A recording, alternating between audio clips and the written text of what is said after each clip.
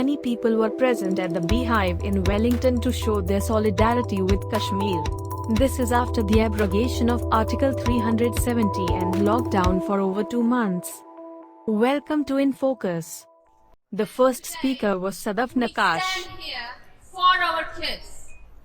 We want the world to help them. We want the world to help us. My kids are New Zealand citizens and they will have what we call is a normal life. They don't know this. But my friends, my family, and all the Kashmiri kids, that's what they get. Is that fair? This is the question that we all should be asking ourselves. Is it fair? Next speaker was Ikhlaq Kashkari. Including internet, mobiles, and any form of digital communication on our local newspapers, local television stations, they've all been closed down since March 15. We will take your way of life away and replace it with ours. Does it sound familiar, the colonizers' views? And let me give you some stats. They will do development of Kashmir. In India, it is 3 times people live below poverty line than they live in Kashmir. Every single human development indicator you look at Kashmir far exceeds India in that. They talk about women's liberation. We have full right in India for women, whereas India is not allowed their women those rights. In the pretext of major terrorist attack, and they blame on Pakistan and external organizations, they put more army in. They didn't think 8 or 9 million was sufficient to cover, 1 million was enough to control 8 million people. Here we go, another irony, what they have done in the past. They have taken all the Hindu community, non-Muslim community, they asked them to leave Kashmir before 15th of August so they can commit genocide against our people. They did the same thing in 80s and 90s where they asked Indian pundits, Kashmiri pundits to leave, and they gave them incentives in the government, their salaries was paid, their children were given preferential treatment, and there are very few young people left in Kashmir. I just came recently back from there. Anybody 14 or above, midnight raids, they're taking people away, those young people, and taking them, putting them in jails in all over India.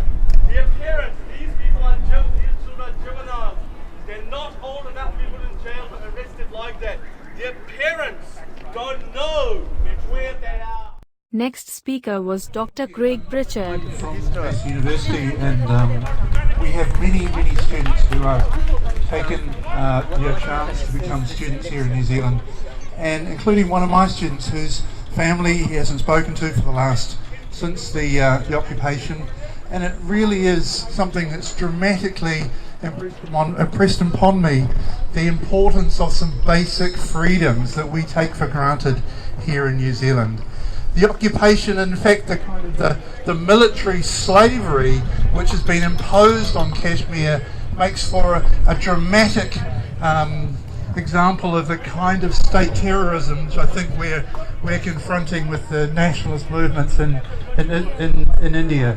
And it's really important, I think, that we kind of take some time to both talk to some of our politicians, people who have the ability to communicate with the diplomatic and military, their equivalents in India, and to really impress upon them the importance of removing the military occupation from Kashmir.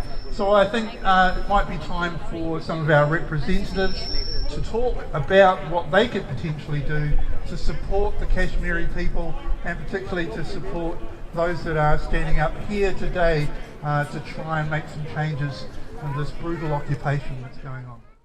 Next speaker was Omais Jalal. Cases in the psychological trauma that this siege or otherwise all this that had continued in all these yesteryears has brought to Kashmir. Not a single person in Kashmir, male, female, children, older or younger, have a normal psyche.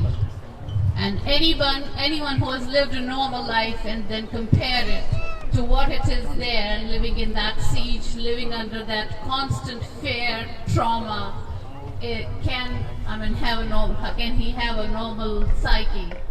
So you have no guarantee of life in Kashmir. And now what is happening presently is all the more despicable. India has become a death concentration center for all the minorities. It's not Muslims alone, and it's so shameful to see. So I urge the people of conscience to come forward and put in their word and put in their pressure for the people of Kashmir who have been gagged. But I want to take this opportunity to convey it to those who are their stooges, who are their favorites, to let them know we are a resilient nation. We have never cowed down to these pressures, and we will never do that. And inshallah, we will have freedom. Kashmir Azad Hoga. Inshallah. Inshallah. Next speaker was Hanif Qazi. That they should amplify the voice of the oppressed Kashmiri people and their representative who spoke here today. I thank you for giving me this opportunity to express my personal feeling. God bless you. Long live New Zealand, and Allah Ta'ala may give freedom to the Kashmiri people and save them from their oppression and the atrocities of the disciplined Indian army and that of the vigilante of the RSS. God bless you all. Next speaker was Noha. It has even come to a point where Kashmir has become the most heavily guarded area in the world. Parents can't talk to their children who live overseas, and citizens are forced into submission by public lashings in front of their loved ones for leaving their homes for an extended period of time. Even news reporters are unable to report about the crimes being committed in Kashmir without being afraid for their lives. It was my father's birthday on the 12th of August, and I couldn't speak to him, let alone know if he was alive. I found out he was okay a few days ago when he came back home. We have come too far as a world to let crimes like this occur.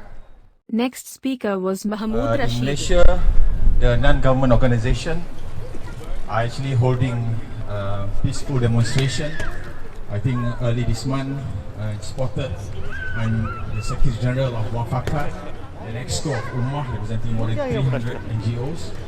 We actually submitted a protest note to the Indian High Commission in India. I would just like to read part of the submission.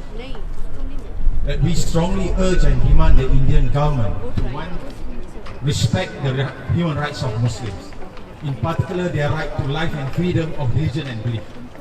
This is especially so when these rights is not something that can be taken away by a government, but intrinsic in every person as part of human being. Second, to desist and immediately stop the persecution and extreme repression of the Muslims in Kashmir, as the world and international community continues to witness and receive reports of gross human abuse. Third, to immediately restore Article 370 of the Indian Constitution respecting the autonomous status of Jammu and Kashmir as significant condition agreed by the Kashmir people and Indian government to the accession of Jammu and Kashmir territory into India. And fourth, respect the voices of the Kashmir people and to openly engage with them and its leaders in a transparent and accountable manner. With that, I would like to thank you. Green Party MP Golrez Ghahraman. It is just so frighteningly similar to what Iranians have suffered in different ways, in particular minority groups. The fact that there was a media and social media blackout was one of the things that really told you that atrocities were about to and could happen. And our voices here, given that Kashmiris can't raise their voices, not in India and not in Kashmir. So we speak to freedom and oppression wherever it happens, and we highlight these issues because actually this activism is the rent that we pay for living in a free society. And if anything we know after Christchurch, it is essential that we stand up against prejudice wherever it happens, because it will find its way onto our shores. Signed petition handed by Muhammad We are Shoaib. going to present a petition to Gulrez. The petition has been signed close to 3,000 people. There is also an e-petition going on Parliament website, which has gone live now, and I'll urge more people to sign that as well, please. I'll just read the petition to you, which we are handing over to Gulrez. It says, currently millions of Kashmiris are on lockdown in their own homes, with Indian Army being ordered to shoot them on sight if they step out. This is despite the fact that Indian occupied Kashmir is the most heavily militarized zone in the world. There is now over 700,000 Indian soldiers in Kashmir. Here is what is happening right now. Internet services in Kashmir have been blocked by India. India has closed down all media in Kashmir. No journalist is allowed by India. Thank you, everybody. Thank you for coming here. Some Indians were also there to demonstrate against the solidarity with Kashmir. These guys are different. We are not protesting. We are highlighting. This is what their speakers have to say about Kashmir conflict. That's why we are Mr. Modi, who has tried to use non-violent way of bringing the nation together, including Kashmir. Is he right? Right! Is he right? Right! Is he right? Right! My parents. They continue to suffer. The problem is they're not suffering because of India. They're suffering because of the cross-border terrorism perpetrated by Pakistan. Yes, yes, yes. Shame, When the war on terror happened, then the war was fought in Afghanistan, but there was a backlash that happened in Pakistan as well. So it's not like that once you start to spread the violence, it is not confined to a particular country or a border. So yes, it was started by the locals, but today they have been the victims of their own policies. What India wants is a peaceful Jammu and Kashmir, and for a peaceful Jammu and Kashmir, it's important that people living in the Kashmir Valley, it's time that they drop the weapons and get on with their lives. Yes! It's important that they decide that their future does not lie with a country that is on the verge of bankruptcy. A nation that cannot feed its own people, how can they fight for someone else's rights? A hot moment between the Kashmiris and Indian supporters.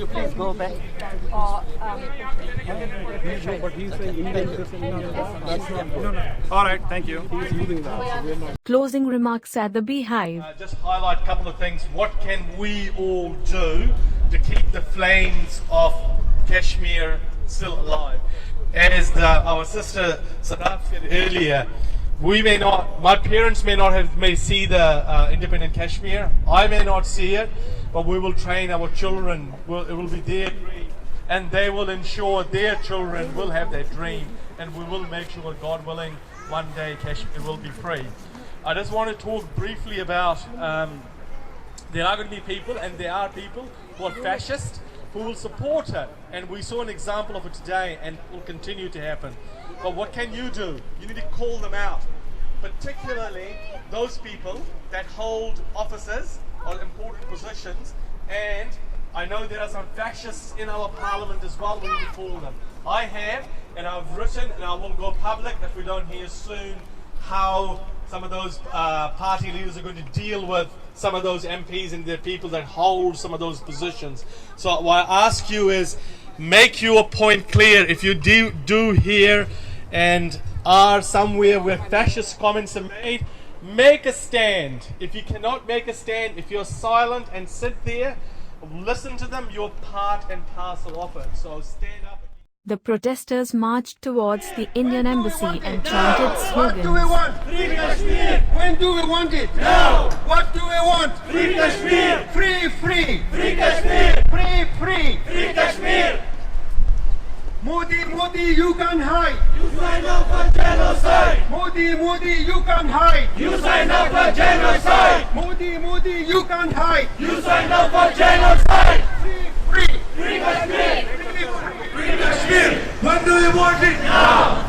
Free, free, Free Kashmir! free, free. Free Kashmir! Modi, Modi, you can hide. You signed up for genocide! Modi, Modi, you can hide. You signed up for genocide! Free, free, Free Kashmir! free, free. Free Kashmir! What do we want? Free Kashmir! What do we want? Free Kashmir! When do we want it? Now! What do we want? Free Kashmir! When do we want it? Now! Modi, Modi, Modi, Modi, you can hide. You signed up for genocide! Free, free, Free Kashmir! free, free. Free Kashmir! What do we want? Free Kashmir! When do we want it? Now! When do we want it? Now! Modi, Modi, you can hide. You signed up for genocide! RSS Jangal RSS RSS RSS Modi butcher Modi butcher Modi killer Modi butcher Modi killer Modi butcher Modi killer Modi terrorist Modi terrorist Modi butcher Indian Army! Indian Army! Indian Army! Indian forces! Indian CRP! Indian stooges! Indian BSF! Join us. We appeal to everybody who has heart in their chest to come forward and support us. India is a big country, but that doesn't mean it has to bully everyone. A big country doesn't mean it can go and kill people. A big and a powerful person does not have the license to kill and rape our women and kill our children and blind our children. This is not acceptable. What we are going to do now is we'll hand over a memorandum to the Indian High Commission, and we expect them to forward this to the Indian government to remind them that what they are doing is not just, what they are doing is not humane, what they are doing is against any human law. And we actually demand the government of New Zealand to press upon India to vacate Kashmir and give Kashmiri people the right to self-determination. Free! Free! Free Kashmir! Free! Free! Free Kashmir! Free! Free! Free Kashmir! Free! Free! Free Kashmir! We want! Free Kashmir! When do we want it? Now! We want! Free Kashmir! When do we want it? Now! We want! Free Kashmir! When do we want it? Now! Modi, Modi, you can't hide! You signed up for genocide! Modi, Modi, you can't hide! You signed up for genocide! Fascist Modi, you can't hide! You signed up for genocide! Hitler Modi, you can't hide! You signed up for genocide! Free, free, free Kashmir! Free, free, free Kashmir! Free, free, free Kashmir! Free,